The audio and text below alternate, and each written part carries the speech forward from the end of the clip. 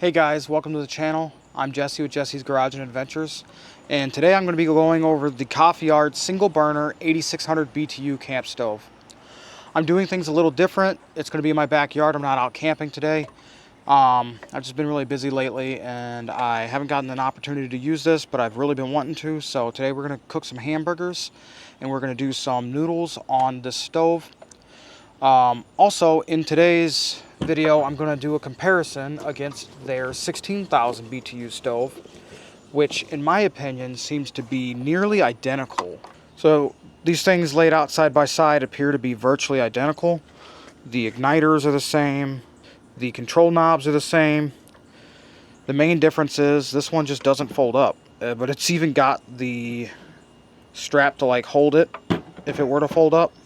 Whereas this one's got like a screw, and then on the underside it's got a strap here.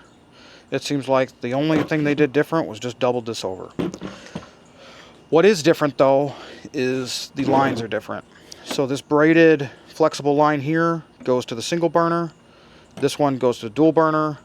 And then also the single burner does not come with a carrying case, which honestly I really like the carrying case. I think that's kind of a miss. You guys ought to include a little carrying case for this guy so that you can keep this and this all in the same package while you're out camping or doing whatever.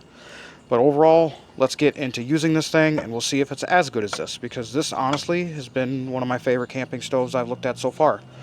I like the size of it because some of the other ones that I've looked at are much bigger, and this thing, as you can see, easily fits on a table and it's not like super bulky.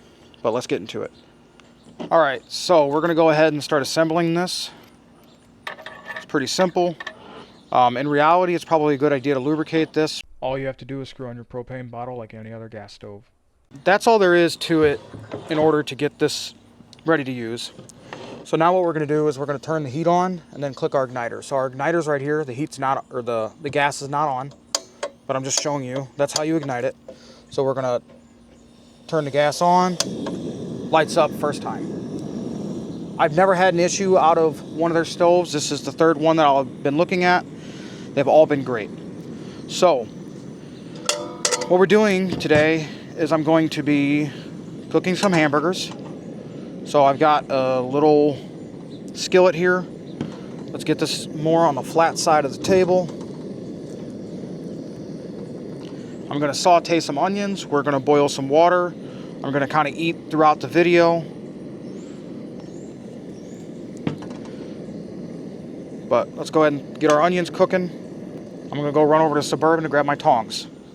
So this right here is the Gerber like ultralight cooking set. I personally love this thing. I use it all the time. It's got a vegetable peeler right there, a bottle opener and a can opener, and then it's also got a little spatula, a spork, and a spoon. But it's great for doing all your camping cooking. What I really like a lot about it is the long-handled spoon and fork, because what you can do is if you cook dehydrated meals, which I'm not going to say I do a lot, but I've done a fair amount of, you can really scoop to the bottom of your bag in order to get the food, because if you've ever cooked one of those things, you guys will know that the bags are like this tall, and a normal spoon, you've got your hands inside the bag, and after you cooked everything, it's all like all the food is covering the sides of the bag. So what we're going to do is we're going to turn it down, because obviously this is a little high.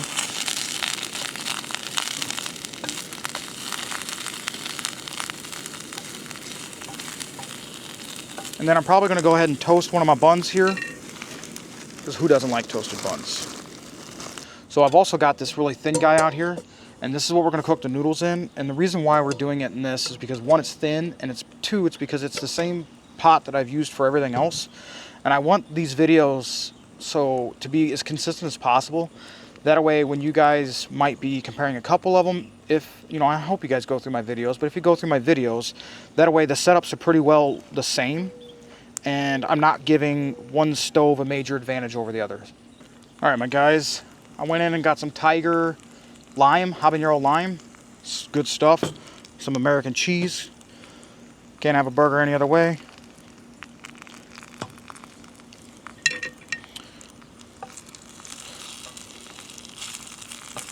So something else about these that I did not show you is that this cooking set actually doubles as tongs. So you can put either the fork or the spoon. The spoon is probably the better of the two option, but you can put it into the handle of your spatula, and now you've got tongs. So when the time comes for the burger, you just pick the burger up, flip it. They're good enough. Let's go ahead and pick the onions up.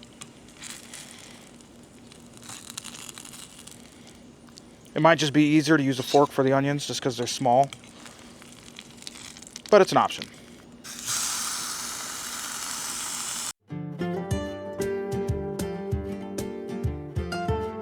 And in the great words of one of my favorite other YouTubers, Camping with Steve, it's time for step 2.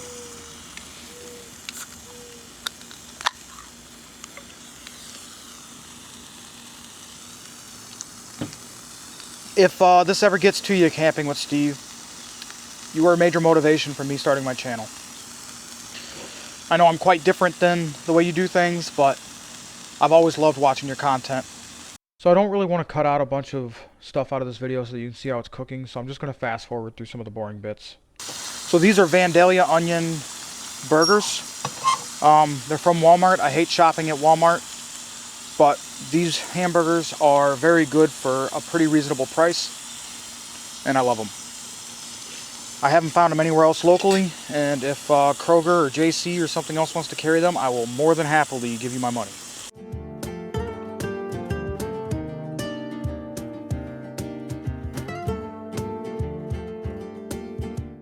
I'm actually really surprised that these are sticking. I guess I'm more used to using a Teflon pan, which I just threw the last Teflon pan I've had out because it's warped on the bottom and I got really tired of using it. I had kept a Teflon pan for camping because just of the easy cleanup, but maybe it's time to either invest in a cast iron griddle or find another one. These stainless ones are a little difficult to cook certain things on. They are really easy to clean up though. You just get a little hot water, pour it in there while it's sizzling hot, and then you just scrape it. It comes right up.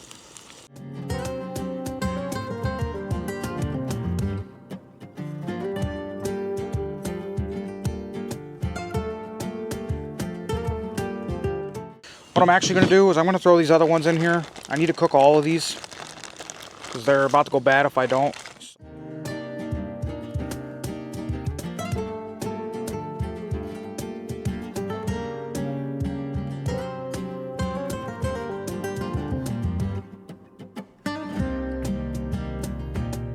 Okay, let's go ahead and enjoy our first half of dinner.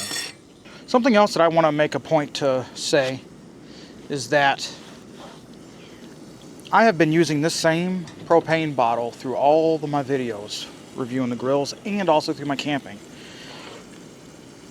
This thing has lasted me probably 15 to 20 dinners, which is kind of crazy. I know like a bunch of people like them bigger containers, but like for how cheap these are and how long they last, it's hard to complain about them. So obviously one pretty big drawback to this is that you cannot have your noodles and your hamburgers cooking at the same time. Part of that just really depends on what you need.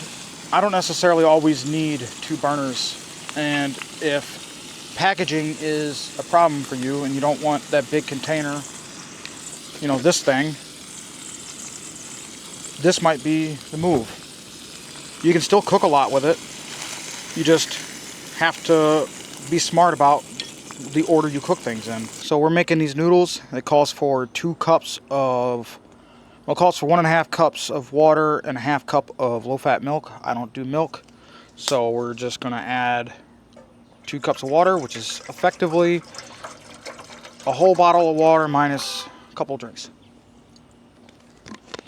We're gonna go ahead and start this up, bring it to a boil, and I'm gonna grab my phone and start a timer so you guys can get an approximate time of how long it takes. That's something else I've been doing in these videos, is I'm trying to record how long it takes to get them boil. I'm not setting them to maximum, I'm kind of setting them to a medium, but let's go ahead and start. So we're gonna start the timer, set the phone down, turn the phone on, it's lit. We're gonna do probably 3/4. In all reality, I should just turn it to maximum. That way, from now on, we can just do them all to maximum. So as you're about to see, this grill's got plenty of heating power, enough to overpower my pot. It's making noises. I'm not sure whether that's the pot or the stove. I think it's just the pot. Oh yeah, the pot's deforming a little bit. Let's turn it down.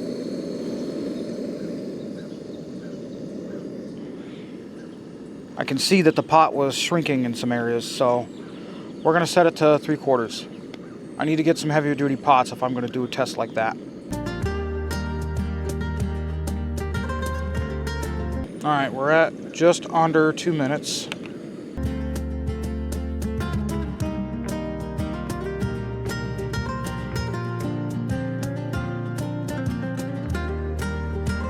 So we're at 3 minutes and 37 seconds. I would say we're about at a boil.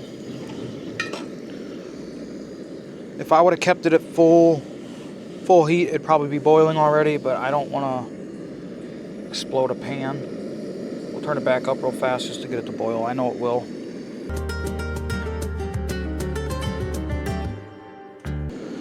Alright guys, right about there, I'd say it's proper. I mean, it's boiling. And that's, what, 4 minutes, 45 seconds-ish. So, I mean, it brings water to boiling in less than 5 minutes. So then we're going to pour it in here, let it simmer. We need to reduce it down to kind of a gentle boil, which right now it's not. It's a pretty hard boil.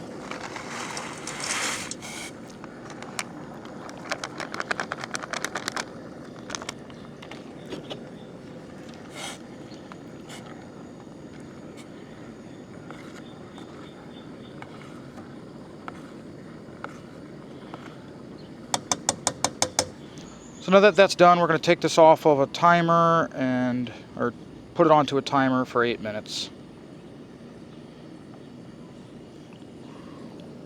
Reduce this some more. We want a gentle boil.